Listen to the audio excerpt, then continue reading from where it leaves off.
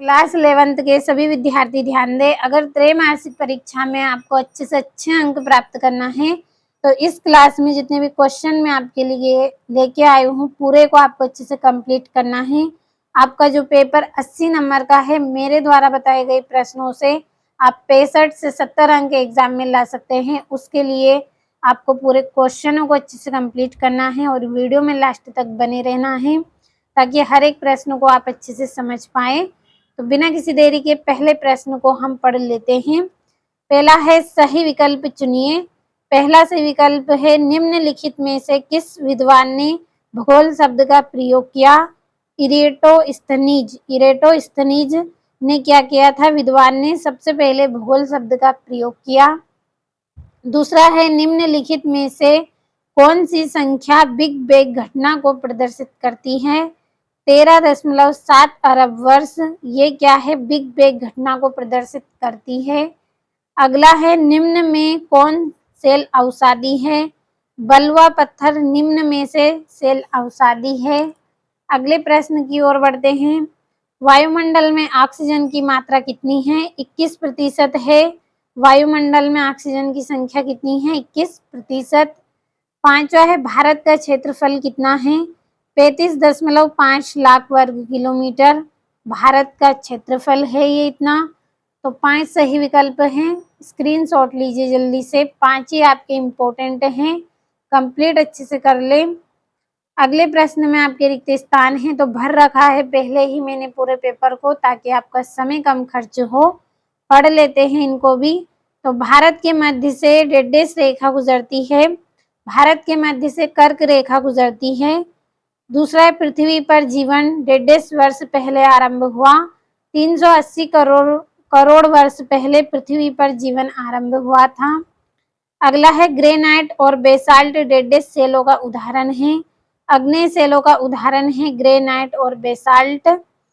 चौथा है उष्ण मरुस्थलों में डेढ़ एक महत्वपूर्ण अपर्दन का कारक है।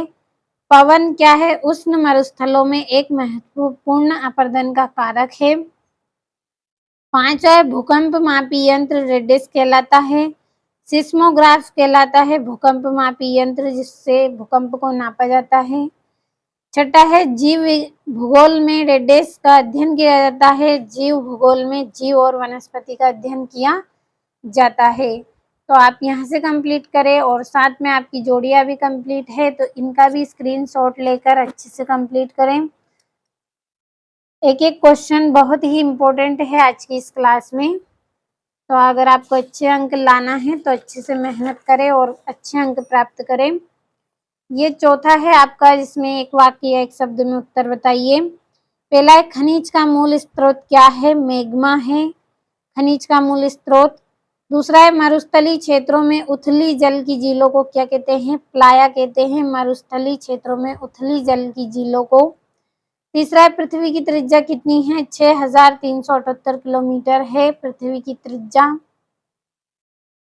अगला है आपका वायुमंडल में ऑक्सीजन की मात्रा कब पूर्ण रूप से हुई? तो 200 करोड़ों रूप में पूर्ण हुई। पांचवा भारत किस गोलार्ध में स्थित है? उत्तरी गोलार्ध में स्थित है भारत। छठा है कश्मीर हिमालय का कौन सा भाग ठंडा मरुस्थल कहलाता है? उत्तरी पूर्वी भाग ठंडा मरुस्थल कहलाता है। अगले प्रश्न में आपके सत्य असत्य हैं तो आप इनको अच्छे से पढ़ ले, अच्छे से समझ ले और स्क्रीनशॉट ले, यहाँ से अच्छे से कंप्लीट करें हर एक प्रश्न को।